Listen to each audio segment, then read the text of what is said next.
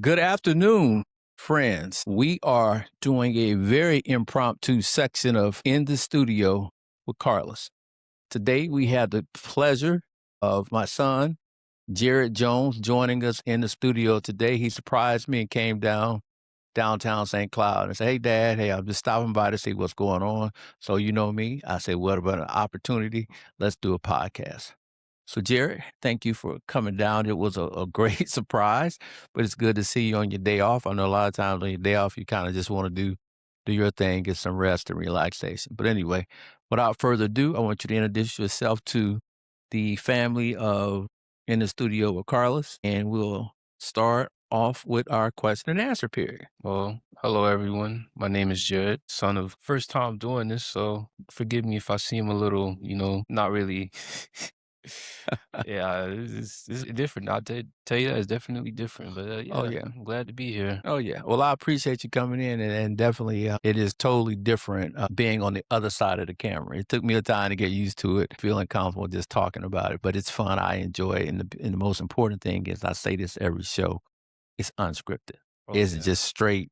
We talk, we don't do no cuts, and we don't do that. It's just totally unscripted. Mm, And that's what I like about it, because I feel that's the only way that you become comfortable in the process. It's just repetitious. yep. So anyway, we have Jared Jones in the studio. So Jared, tell us a little bit about what does Jared like to do? What's your pastime? What do you enjoy doing? Pretty laid back individual. A lot of times I like to just, enjoy life when I'm not working. I like to lay down, I like to reflect. And, I feel like my best place to go is usually just like going to the beach and just watching the waves, turn on Okay. some calm music and just let them feel and take over, I guess. Okay. So you just a smooth grooves kind of dude. Yeah. Okay. Okay. Well, I heard this vicious rumor that you used to be a pretty good golfer back in the days coming up. Yeah, I know how to get going out there. I know I got a scholarship to play college golf, so that was pretty fun. 4 years. Unfortunately though, my career got cut short because of COVID. I think my last tournament I ever played in was I think it was March 2020. As soon as we got back from the tournament, we had got the call from the higher up saying that we all had to go home because the pandemic had just started, and that was my last time ever swinging the golf club collegiately. And it was like, wow, I didn't realize how crazy it was going to be until I graduated, and it was like, that part of my life is over. But a lot of great memories surrounding it. Okay. Definitely. If you could, if you're a good golfer, you don't even have to be the best golfer. Just know how to play, know what your strengths are. Any school can take you because there's always talent for anybody out there. Yeah, that's good advice, Jared. And I remember the days of all the practices and the long hours and the sweats and the tears and the father son challenges on the golf course. But your mom and I are extremely proud of you for how you focused. And once you made up your mind that college golf was an option for you, you went full throttle, and we're very, very proud of you. You were actually the rookie of the year that year of your freshman year in Yeah. college. So, and then now you continue to stay on that track with golf, and you have opportunity to work at the Reunion Golf Course. This was one of the more prestigious golf courses in the Orlando area. So, who knows or who knew where the golf ball would have taken you up until this point. So, kudos to you on that aspect of overall life and the things that you continue to do with golf. But I don't think that this is your final chapter with golf. I see a bright future ahead of you as far as coaching youth or getting involved in a high school program that's looking for a golf coach. Because one thing I know about you, you can relate to the kids, Oh yeah. and you can get them motivated and actually want to get out on the golf course. So what are your thoughts about working with the youth and things like that? I feel as though, it's definitely something I've thought about a lot recently. And like, I know a lot of times, like you mentioned, going out and playing and just practicing in that environment. When I'm at work, I always see a lot of kids and their dads and fathers. And it kind of makes me think back to the times when we was out there, Diamond Ridge, playing with Coach Bishop and all them. And just like you said, grinding, putting in all their hours and things. And it's just like, it's definitely like a full circle moment. Oh yeah, that's good.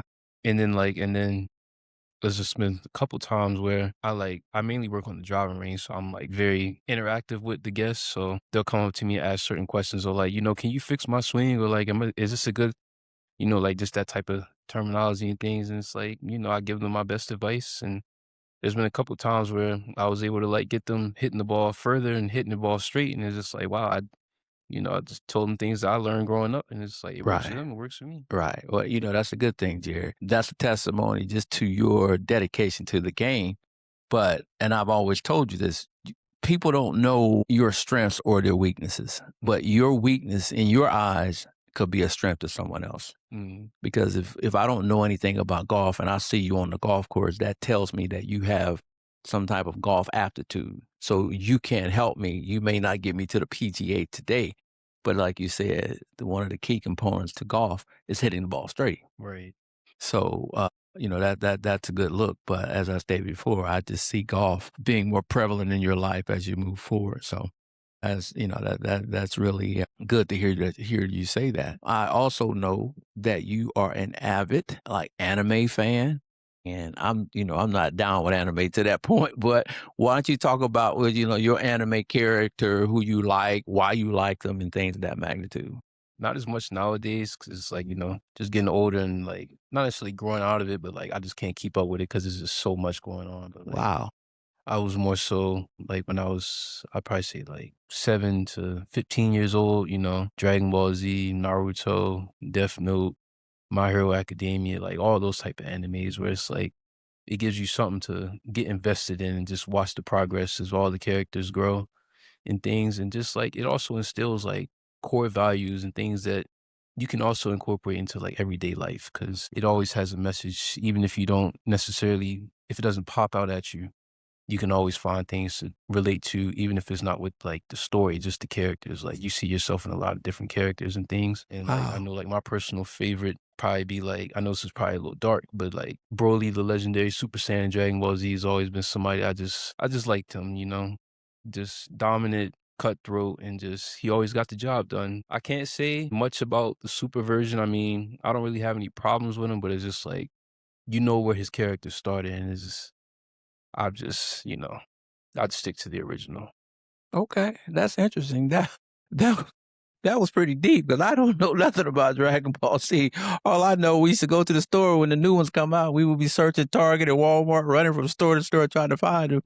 And I knew that was one thing growing up as a child that you really had a passion with. And to hear that you give that narrative about it is interesting Mhm. because when that's not a part of your world, you don't understand the ins and outs, the characteristics behind it. Mm. But that's a real good explanation, really good explanation. But this is fun. Yeah. This is fun. I'm really enjoying having a impromptu podcast with you because I didn't know you was coming in, but that's the beauty of our podcast. So I know you are a big 2K fan. I Oh, think yeah. you were the area champion for many, many years.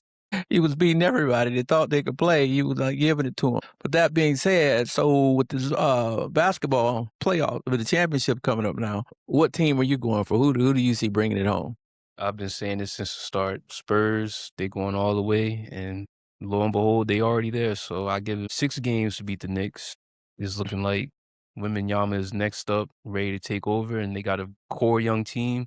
They keep all the pieces together. It seems like they have good chemistry and things. No knock to the Knicks because they also have a good squad from what I've seen, but I think the Spurs have the edge just simply because of how Wembanyama has been playing recently and just his passion for the game has definitely been encapsulating the atmosphere of the NBA most recently. Like I've been seeing a lot of people saying like he's saving basketball Yeah, because yeah, people yeah, think that the game is becoming too soft or like yeah, everybody's too nonchalant with it. But yeah, like you see in his eyes that he wants to win. He yeah, wants to be the best. yeah, So I definitely feel like yeah.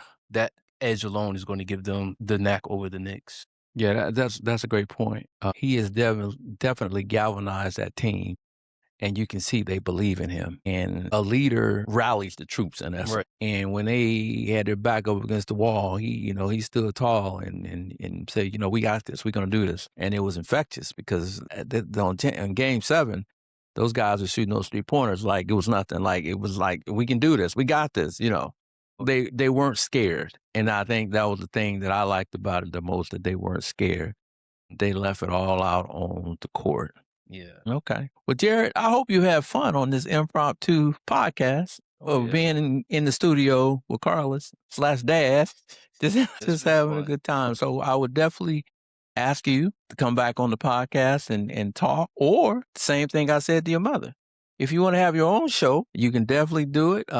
It's unscripted, it's fun. And just the things that you said today, I think you have a lot of things that you could share in a podcast environment that people could learn from, enjoy, and have fun. But at the end of the day, people get to know more about you, Jared Jones. But one other thing I must say, also, he is an avid photographer, videographer, so he has the same skill sets as I do. So hopefully we'll see him in the studio more. Hopefully we'll see him with his camera and his video equipment in the area and down in the studio as well. But son, it's good to see you in the studio environment. And again, I want to thank everyone for joining this episode. And who knows, one day you could be in the studio with Carliss.